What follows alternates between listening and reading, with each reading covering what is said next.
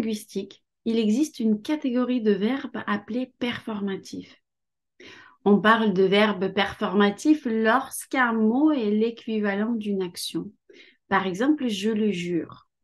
En d'autres termes, en prononçant cela, une personne commet déjà une action. Par exemple, si je me dis je m'assieds, cela n'implique pas nécessairement une action. Je peux le dire et m'asseoir ensuite, ou je peux le dire et rester debout. La parole et l'action, ici, sont deux processus différents.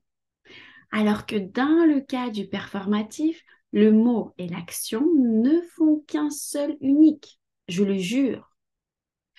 Et à la fois une parole et une action.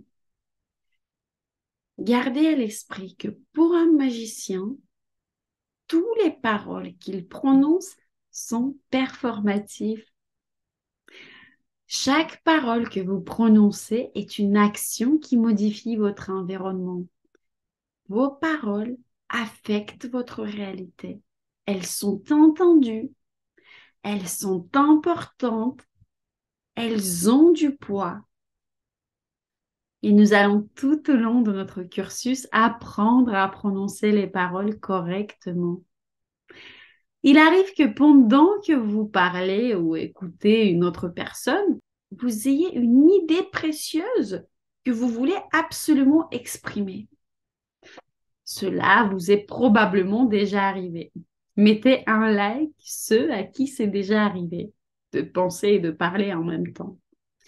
Lorsque la personne, par exemple, dit quelque chose, vous avez déjà préparé une réponse et vous ne pensez plus qu'à ça. Comment ne pas oublier votre belle réponse? À partir de ce moment-là, vous n'écoutez plus ce que votre interlocuteur est en train de vous dire. Pendant cette semaine, arrêtez de faire cela. Abandonnez cette mauvaise habitude. Lorsqu'on vous parle, écoutez ce que l'on vous dit. La pratique montre que si au moment de prendre la parole, vous avez déjà oublié ce que vous vouliez dire, c'est que ce n'était pas important. Et si c'est important, vous ne l'oublierez pour rien au monde.